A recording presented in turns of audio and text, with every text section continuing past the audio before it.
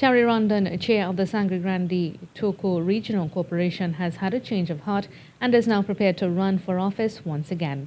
TTT News spoke with Mr. Rondon this morning as he explained the reason for taking up the gauntlet again.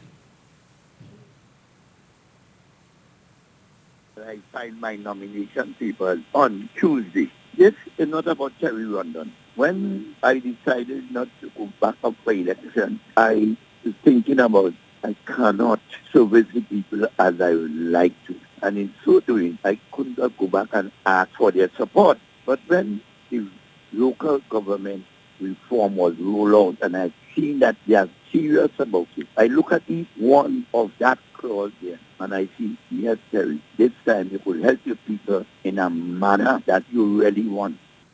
Mr. Rondon says that the new local government laws will place schools, health centers, etc. under the purview of the regional corporation, and this gave him the inspiration he needed to go back for another term. And then when I am going to come under the purview of the regional corporation, I said, I'm making this clear. This is not about Terry Rondon.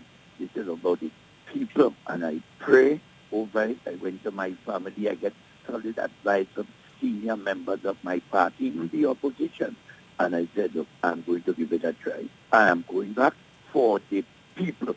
This is the time for the people. The port is coming, the road is coming in Toco.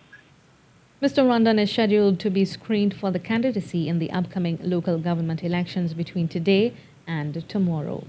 And still on the PNM screening process, incumbent chairman at the San Juan Alavantil Regional Corporation, Anthony Roberts, is confident that the party will retain control of the corporation. He was speaking to reporters at Balize House on Wednesday evening after he was screened. The screening process for local government candidates for the People's National Movement, PNM, began over the weekend. I think the local government bodies have done what they could have done in the circumstances. We are eagerly anticipating the reform of local government.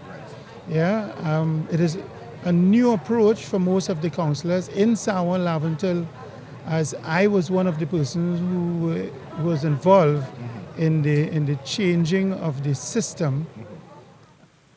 Incumbent councillor for the Fabo Boug-Malacres district, Eldon Coker, is also optimistic that he will retain his post. The democracy of the party is at work, and I will abide and stand by whatever is the outcome, because I trust in the leadership of the party, and I trust that they know what will be the best for the party. And if it is that they deem that giving me a third term is the best for the party, then I will say thank you. I am impressed that so many young people actually, coming forward to volunteer to serve, and not just to serve any party, but the only true political party, which is the People's National Movement. Screening continues this evening for candidates offering themselves for the Port of Spain Corporation. More news on local government finds chairman of the Community-Based Environment Protection and Enhancement Program, CPEP, Ashton Ford, calling on some regional corporations to stop passing the buck and to work on better coordination when it comes to cleaning up areas that have been assigned to them.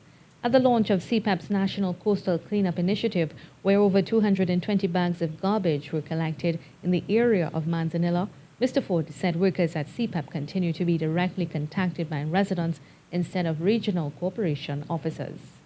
When you call the corporation, when residents call the corporation for assistance in their area, the corporation will say, call CPEP.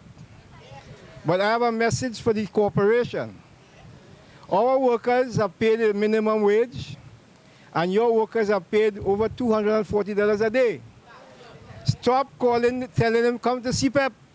We will schedule CPEP, not the workers in corporation. No, I'm not blaming the chairman or the councillors.